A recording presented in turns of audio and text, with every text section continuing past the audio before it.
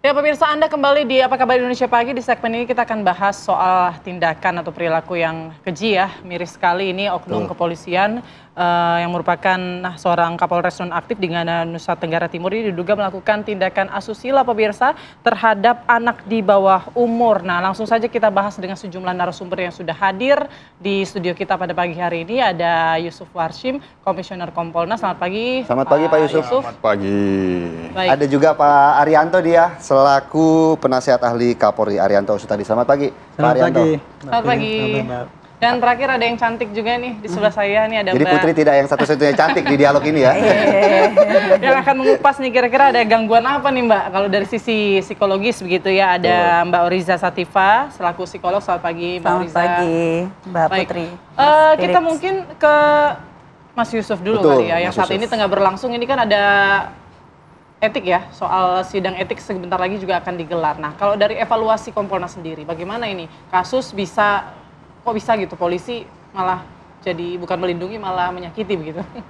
Iya, ya tentu kita pasti sangat prihatin dan ini perilaku yang tentu sangat memalukan institusi.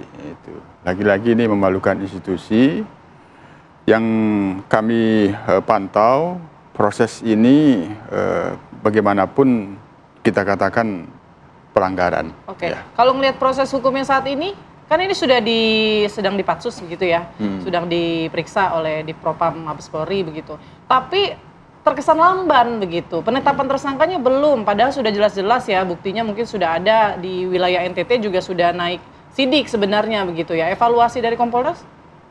Sejauh ini dalam pantauan Kompolnas kita melihat mendahulukan proses etiknya, karena proses etik ini kan kaitan dengan jabatan. Jadi institusinya dulu yang diselamatkan sehingga mendahulukan proses etik. Namun kami sebagai pengawas tentu tetap mendorong nanti prosesnya pada proses pidana. Sejauh ini dalam pantauan kami sebagai pengawas untuk penyidikannya sepertinya belum terlihat, tapi dalam waktu dekat mungkin bisa minggu depan proses etik itu sudah akan masuk kepada persidangan. Kita melihat selalu di dalam hal pelanggaran memang mendahulukan proses etik, tapi idealnya idealnya itu simultan. Nah, proses etik berjalan, proses pidana berjalan. Tapi sebenarnya yang paling penting kedua hal itu tidak saling menghambat. Nah, kami tentu proses etik yang ini didahulukan memang memastikan bahwa institusi terselamatkan, proses etik yang nanti akan menuju kepada sanksi. Baik. Apabila ini dilihat perbuatannya ini sudah sangat berat karena sangat memalukan institusi. Baik, mau ke Pak Arianto. Pak Arianto, apakah kemudian tindakan penyimpangan ini sebelumnya tidak terdeteksi ketika dilakukan tes mungkin tes kejiwaan ketika memasuki lulusan akademi, Pak? Sama sekali tidak. Sama sekali tidak. Walaupun tes psikologi juga dilakukan ketika penerimaan. Kalau di dalam penerimaan polisi itu ya pasti ada tes psikologi. Oke. Tapi tes psikologi waktu itu kan mengetes bagaimana kemampuan kualitas psikologi seseorang ya. Secara umum tesnya di situ. Tapi kalau untuk penyakit, ini kan ini semacam penyakit ya, penyakit yang kambuh gitu. Itu tidak sampai terdeteksi untuk itu. Bahkan kalau untuk kesehatan sendiri kan medis ya. Dalam itu juga ada tes medis, itu kesehatan medis biasa aja. Tapi kalau kesehatan untuk psiko itu di dalam testing masuk itu tidak masuk. Yang ada hanya ketika kita mau masuk ke pendidikan lanjutan itu ada tes psikologi yang untuk sasarannya adalah apakah orang ini potensi jahat ataupun kemudian potensi menjadi gila gitu ya, atau stressing ya itu ada gitu. Ini kan kalau kita lihat ini calon pemimpin Polri gitu ya, bukan main-main loh. Ini lulusan akademi juga gitu ya. Tidak sepatutnya ya. Ini mungkin baru pertama kali juga kita mendengar ada kasus ini yang terungkap. Ya, saya sebagai polisi yang udah 50 tahun itu saya baru kali ini melihat kok polisi segitu brengseknya gitu ya.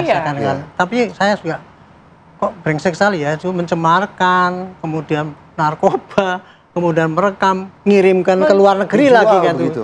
Ini kan jelas tindakan ini kan mencemarkan nama polisi. Dia pasti tahu kode etik itu yang paling utama itu adalah mencemarkan nama polisi itu dan akhirnya akan pasti bisa di PTDH.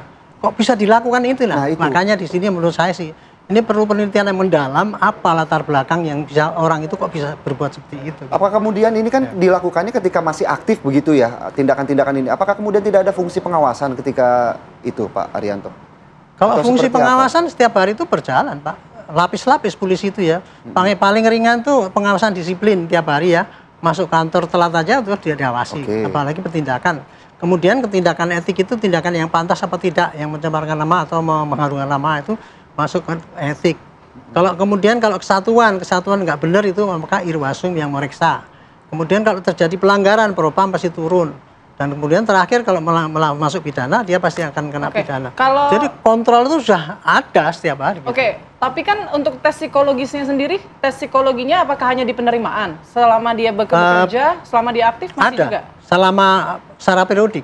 Jadi biasanya kalau ada momen-momen tertentu ya, misalkan berapa tahun sekali, ataupun mau memasuki seleksi pendidikan yang naik jenjang, masuk PTIK, CSBIM, CESCO dan sebagainya itu pasti ada tes psikologi ulang. Atau pas masa pendidikan kita dulu waktu saya di CSBIM dulu pernah diperiksa tes psikologi, saya tanya Pak ini tujuannya apa? Untuk mengukur seberapa jauh ketahanan daripada orang-orang ini untuk potensi terganggu stressingnya Pak. Kalau stres itu kayak gitu ya kasarannya potensi menjadi orang gila kira-kira gitu. Potensi kayak gitu.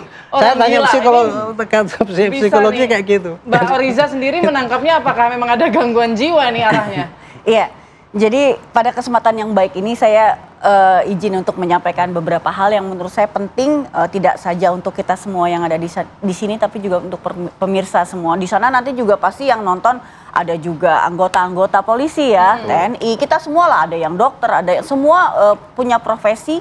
Pada intinya satu, mengingatkan kembali pentingnya akan value atau nilai hidup. Value atau nilai hidup kalau nggak tahu tuh artinya adalah kalau bahasa kita akhlak. Mau nggak mau kita harus punya akhlak. Paling tidak dalam hidup tuh kita hidup tuh ada 3 yang harus kita punya. Terserah masing-masing orang, ada yang responsible, ada yang caring, sharing, loving, apapun. Satu orang tuh harusnya paling tidak punya 3 value. Itulah sebetulnya yang membedakan kita dengan, mohon maaf, makhluk yang lain. Hewan atau apa. Kalau enggak, apa bedanya kita, mohon maaf, dengan zombie. Kita nih pakai baju aja, saya dokter gitu ya, pakai baju Snelly, itu ada yang pakai baju polisi, ada yang pakai baju jaksa, hakim. Tapi kita zombie aja gitu, otak dan hatinya tidak dipakai. Buat apa gitu ya. Jadi pada kesempatan yang baik ini, yuk kita sama-sama berhenti untuk menjadi zombie, kita menjadi manusia yuk, begitu. Kalau kasus ini sendiri, ini kan pedofil ya, bisa dikatakan seperti itu. Jadi artinya menyambung tadi yang sudah disampaikan oleh bapak-bapak narasumber sebelumnya, setiap orang itu punya potensi untuk menyimpang, Mbak. Saya, Mbak Putri, Mas Philip, semua yang ada di sini. Cuma sebetulnya teraktualisasi atau tidak, begitu gitu ya. Karena kan sejalan dengan definisi dari kepribadian adalah gambaran kepribadian itu gambaran orang secara apa adanya. Apa adanya itu kan pasti kita punya sisi baik dan juga sisi buruk. Cuma kalau baik seberapa baik, buruk seberapa buruk. Kalau ada sisi buruk, bisa dong kita tutupi. Makanya kalau orang-orang yang berpolitik itu ada yang namanya pakar pencitraan. Tapi kan ini polisi gitu. Ya, menutupi. Jadi setidaknya kalau memang tidak bisa dihilangkan sifat-sifat buruk, ditutupilah gitu loh. Berarti ini malah jangan diumbar. Bisa mengakali tes psikolog yang tadi Pak Ari juga sudah jelaskan. Sebenarnya tes psikolog ini kan juga rutin dilakukan. Bisa untuk mengakali itu. Itu hal yang berbeda. Kalau psikologi yang kita sebut sebagai tes MMPI itu tidak bisa kita lakukan rekayasa sama sekali. Karena itu betul-betul mengorek kepribadian kita. Mohon maaf, kita ada tendensi psikopatik itu ketahuan gitu ya. Kita ada tendensi agresivitas, bahkan homoseksual sebenarnya kelihatan. Cuma mohon maaf saya tidak bisa menilai lebih lanjut apa sebenarnya bentuk termasuk penyimpangan seksual juga harusnya kelihatan terlihat, ya? Kelihatan. Itu kita psikolog dan psikiater itu melakukan itu, dan itu biasanya kalau dokter-dokter kan dilakukan itu kan gitu, dan caleg-caleg juga dilakukan MMPI itu yang 552 soal itu kayak gitu. Nah, jadi intinya menyambung lagi dari Bapak narasumber sebelumnya bahwa ada seleksi yang mungkin sudah terbaik yang bapak-bapak kepolisian lakukan, tetapi ada yuk yang namanya, kalau saya tuh lakukan sebagai konsultan di perusahaan gitu ya, swasta tuh, di perusahaan asing tuh mereka ada yang namanya konseling, mungkin ada juga, tetapi itu harus digiatkan kembali. Ayo para pejabat-pejabat Harus atasan lebih ini untuk ditingkatkan lagi ya, karena konseling sebetulnya dan- profesi polisi itu Baik. high tension loh. Iya benar-benar. Tensinya Harusnya tinggi itu tadi, sekali fungsinya kan gitu harusnya ya. mengayomi dan Jadi, juga melindungi kalau kan masyarakat. Jadi memang fungsi ataupun juga pembinaannya begitu ya, konselingnya Betul. juga harus lebih ditingkatkan lagi. Kalau Mungkin yang sekarang sebetulnya- sudah, tapi mungkin belum cukup ya Mbak Iya. untuk meredam kasus-kasus. Contohnya yang terbaru saat ini adalah oknum Kapolres di Ngada begitu ya. Tapi nanti kita bahas ya usai jeda berikut. Mbak Oriza, sesaat lagi kita akan kembali tetap bersama kami di Apa Kabar Indonesia Pagi. Kembali di Apa Kabar Indonesia Pagi, melanjutkan dialog kami pada pagi hari ini. Saya langsung mau ke Mas Yusuf. Mas Yusuf, kita bisa tahu bahwa ini kan mungkin di beberapa kesempatan ada oknum yang menggunakan narkoba, oknum yang melakukan penembakan. Tapi ini bisa dibilang hal yang baru begitu di kasus yang menimpa kepolisian kita. Seperti apa kemudian tanggapan dari Mas Yusuf sendiri melihat fenomena ini? Ya, kami tentu sebagai pengawas tetap melihat ini adalah pelanggaran. Ya. Kami pastikan sejauh ini Polri tegas dan tuntas. Ini kami lihat, kita tidak melihat bagaimana motifnya. Yang didahulukan kan proses etik. Proses etik itu kan untuk menyelamatkan institusi dari perilaku oknum yang menyimpang. Sehingga proses etik itu akan lebih cepat dari proses pidana. Ini pelanggaran berat, kami pastikan Polri akan menindak tegas. Kalau kita lihat, kan ini sangat memalukan. Ya, sudah tidak layak lah.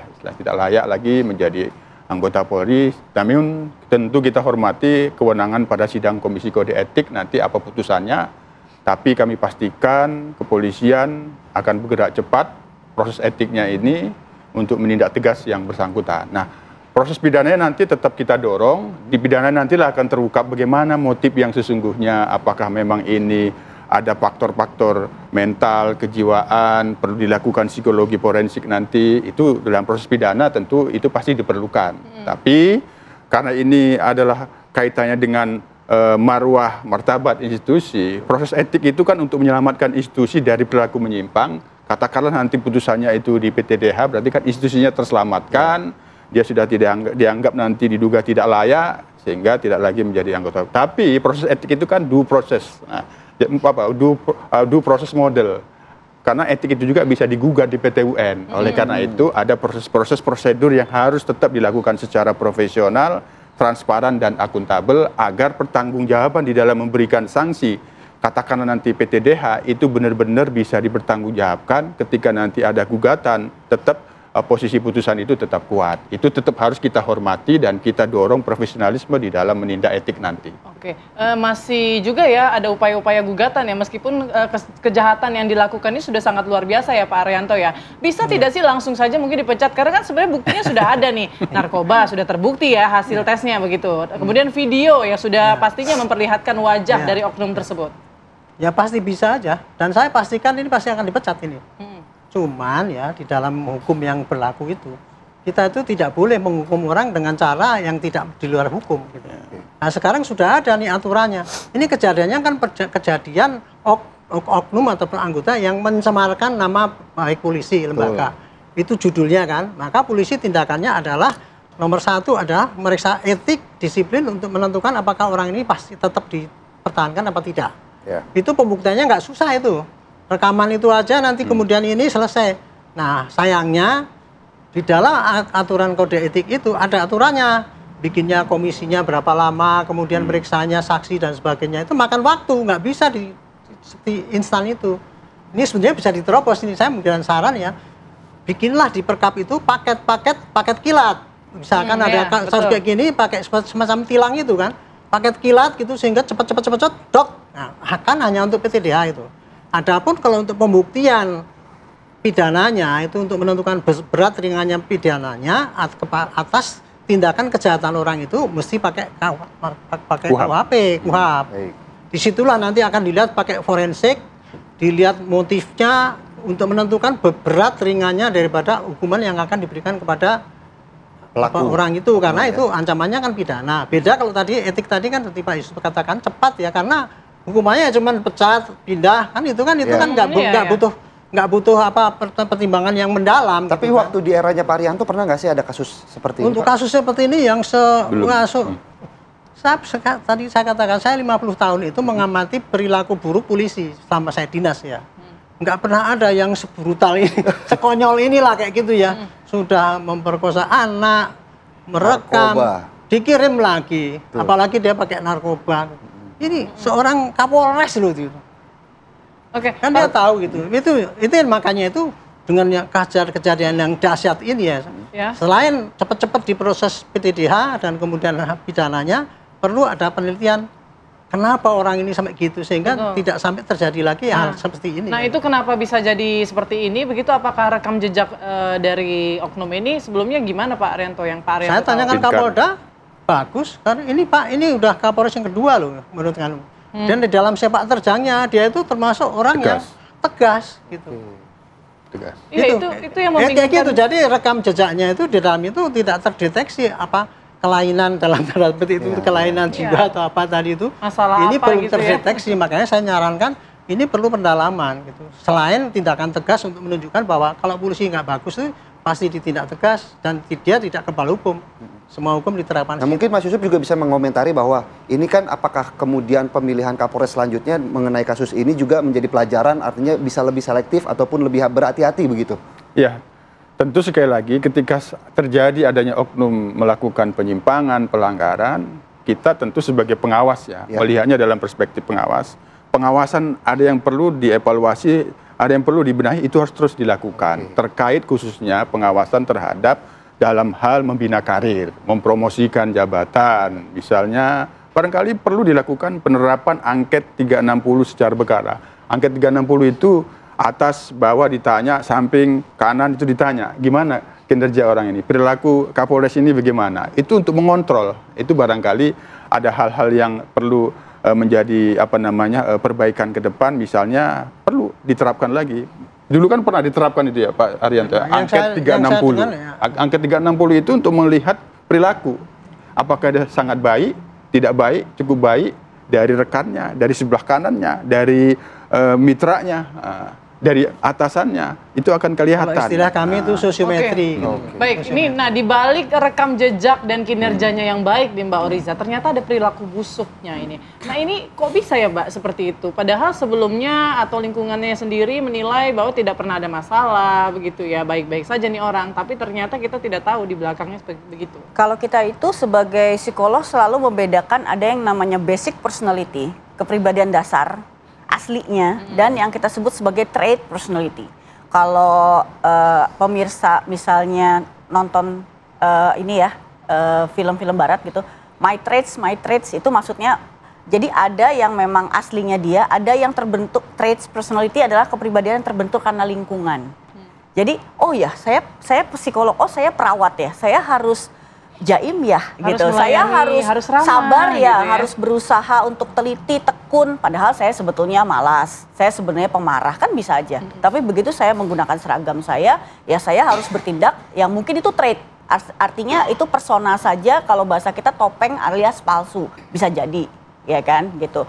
Bahwa artinya tes psikologi bisa dimanipulasi itu tidak sih, itu hal yang berbeda ya. Jadi sekali lagi, trait personality itu merupakan suatu alertness kita ya, perhatian yang memang harus kita pahami bahwa orang itu bisa berpura-pura sih, pura-pura baik, pura-pura ini itu gitu ya. Itu satu hal. Yang kedua, saya mau menyampaikan bahwa pergerakan kasus-kasus tingkat penyimpangan kejiwaan seseorang itu jelas makin hari makin bertambah.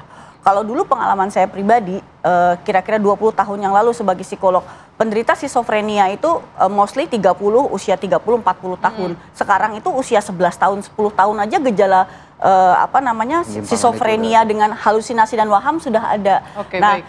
Kemudian artinya penyakit kejiwaan berarti bisa menjangkiti kepada semua kalangan dong, bisa termasuk muncul di tengah-tengah perjalanan kita ya, maksudnya nggak harus dari lahir begitu ya, dibawa dari kecil gitu ya, bisa saja muncul, berkembangnya usia, bertambahnya usia, pergaulan, lingkungan juga bisa mempengaruhi perubahan psikologis kita. Dan satu lagi saya mau menyampaikan yang penting, satu lagi, kita itu semua manusia itu ada yang namanya konformitas. Konformitas adalah ikut-ikutan, hati-hati, ya kan? Oh bagus pakai kuning, oh saya mau pakai kuning juga gitu. Jadi apalagi di panutan, seperti tadi Bapak Rianto Iya, bilang, benar. Nah. beliau adalah Kapolres, panutan harusnya apalagi satu komando ya. Jangan sampai takutnya anak fenomena buahnya ini, itu mempengaruhi anak menjadi buah- anak buahnya ini begitu ya. kemudian sadari diikuti menjadi oleh anak buahnya yang lain ya perilaku Mbak Oriza ya. imitasi. Kita harapkan juga hal yang sama. Ini cukup sampai yang sekarang ini pertama dan terakhir ya. Mungkin sedikit saja buat penutup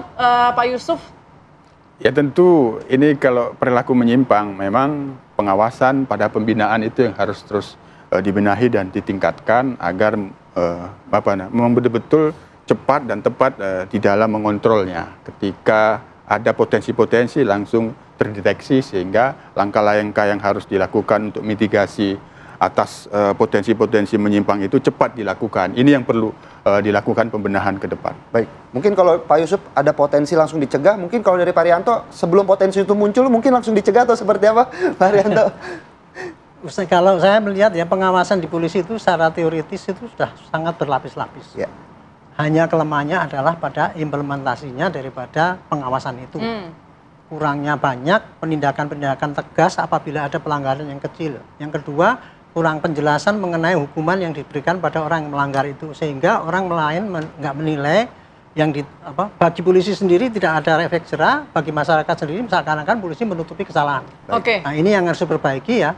Apabila ada pelanggaran kayak gini, ini cepat hukumannya dan kemudian diumumkan supaya rakyat puas. Betul. Dan kemudian yang lain tidak ikut-ikut. Kepercayaan Ya, publik trust. juga masih tetap Ya, terjaga betul. ya untuk institusi Polri ini ya. Pengawasannya ditingkatkan betul. Kesalahan langsung cepat ditindak. Terima kasih banyak para narasumber kita yang sudah hadir Terima pada kasih. pagi hari ini. Mbak Oriza, Mas Yusuf, Terima dan kasih. Pak Rianto sudah bergabung bersama kami di Apa Kabar Indonesia Pagi.